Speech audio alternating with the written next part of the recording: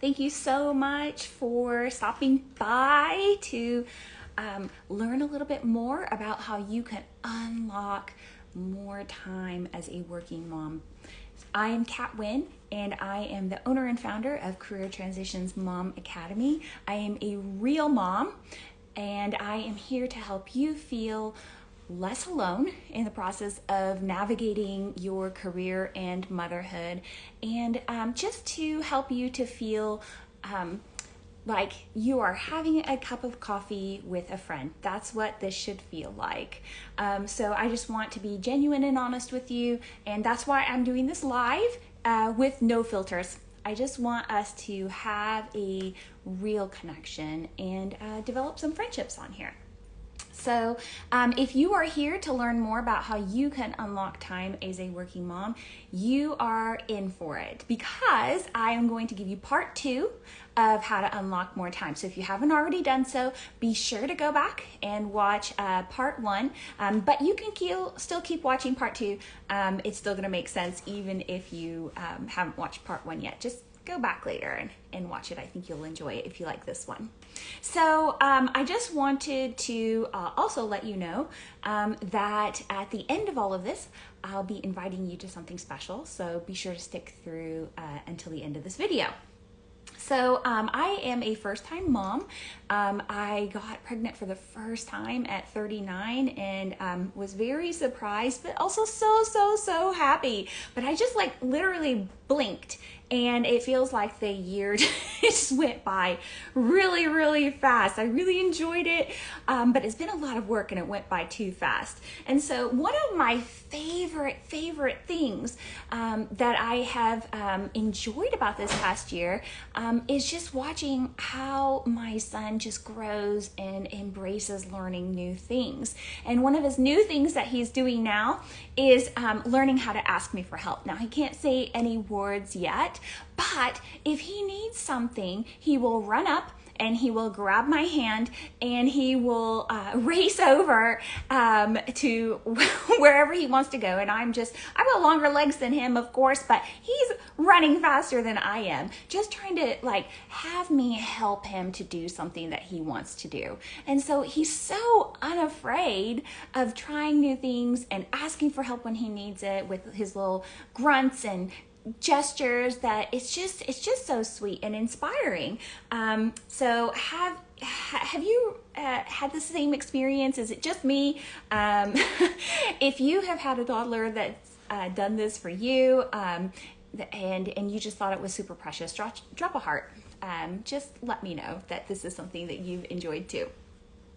And so one of the things that I have struggled with, and one of the reasons why I admire my toddler so much for doing this, is because I have struggled personally to ask for help.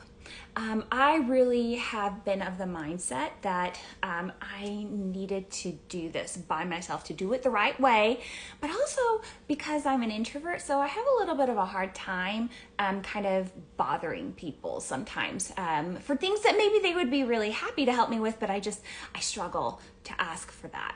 And so it's also that perfectionist in me, because, and it's something that I'm working on, because if I ask for help, it means I don't know how to do this, and I have to admit that I don't know how to do this, and that feeling is that somehow that makes me somewhat of a failure as a mom, even though I know in my head that's not true, right? Because we're always growing and we're always adjusting, and when I'm 100 years old, I'm still going to be growing and adjusting. And so yeah. So in addition to that, if you've also had a child in this last year in the middle of a pandemic, we didn't have the same kinds of support systems that maybe we were expecting to have. And so my husband, he would ask, hey, how can I help you with this? And I honestly didn't even know how to even articulate how he could help me. How could he help me with breastfeeding or, some of the other things that I needed to do.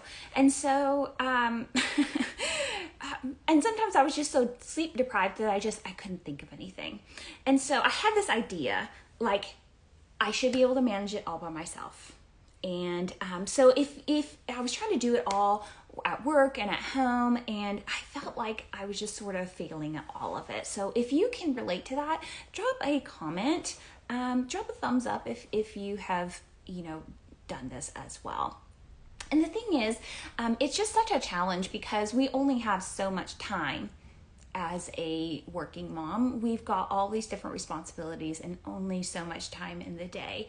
And so when we don't feel like we're really using our time in the way that we want to, or the way that is giving us that feeling of joy and peace in our lives the way that we want to, then it causes stress. It causes stress on us, and it causes stress on the people that we're having a relationship with. It would frustrate my husband that he would ask how he could help me, and I would say, oh, don't worry about it. But then he could see that I was struggling. And so sometimes, that causes some pain in those relationships as well. And so if you can relate to this, and you feel like there's just really no choice, I'm just here to tell you that there really is, and you can shift and change some things incrementally in very doable small steps that can all add up to make a big difference for you. So anyone who's saying that you can change something really quickly and go from 0 to 1,000 in 7 days, you can make some change really quickly, but then maintaining that that's sometimes just the hardest part, and that's where you really just need to learn how to ask for help. So that is my solution point number 2. So part 1. Go back and watch that. But this is part 2, ask for help. Because in our society, in our Western society, we're living with these unrealistic expectations as working moms. We are expected to work like we're not parents and to parent like we don't work. And so how is that even possible?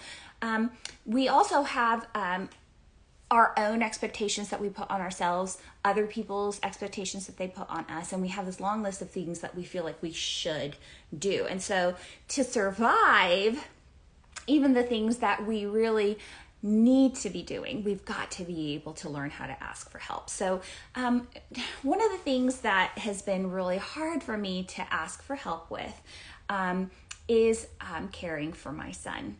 I feel like since I'm at home, that I should just be that person that watches over him all the time, at the same time as doing all the things that I need to do with my business.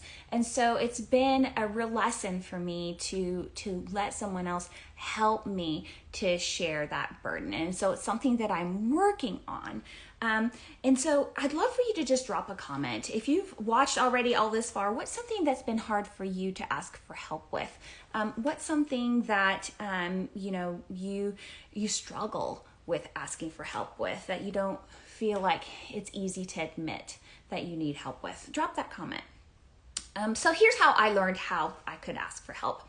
I asked somebody that I trust, somebody who kind of thinks the way that I do and who's had similar experiences that I've had. I asked them how I could ask for help in a way that felt okay for me to ask, like I didn't feel like I didn't want to feel like I was being a burden to the person that I was asking for help with. And I also didn't want to fall into a bundle of tears afterwards, on my own in the shower or something, after I finally worked up enough nerve to ask for help, and then they might say no, right? Because then you can do that too, and you can have that happen. So it really, really helped me to be able to connect with somebody who could say, look, here's how you should approach that situation. Here is what you need to know in order to be able to ask for help in a way that feels good to you. Because we're all different and we all have different needs, and the people that we're asking are all different. So there's really just no one size fits all approach to this, but there are some things that I'd love to teach you. If you'd be interested in learning, let me know. I'd be so happy to pass those along with you and let you know what's worked for me. But we're all different. And so it's really important that whoever you ask is aligned with you and has been on a similar journey to yours. And so, again, I'm not going to say that I do things perfectly myself, but I am learning every single day, and I am definitely a work in progress, which is what I think that we all are. And I think when we're open and honest enough to say that I'm not this perfect person, and it allows us to open ourselves up to be able to ask for help in a better way too. So there's a lot more that I could say on this. I could literally go on and on and on all day about this, and that doesn't make sense for me to do that. So what I'd love to do is, if this has resonated with you, and if you'd like to talk with me more about how you can create better balance in your journey as a mother, as a working mother, I'd love to invite you to take the next step that makes sense for you to do that. And that is to invite you to a free one-on-one heart-to-heart call with me. And the way that you can sign up for that is very easy. It is to click on the link in my bio, and it will take you directly to my website, where you'll be able to go in and book a time that works for you. And so it'll be just you and me, one-on-one, and you're going to be able to walk away feeling very clear about what is exactly the nature of your particular struggle, and what is the next step that you could take to kind of step out of that.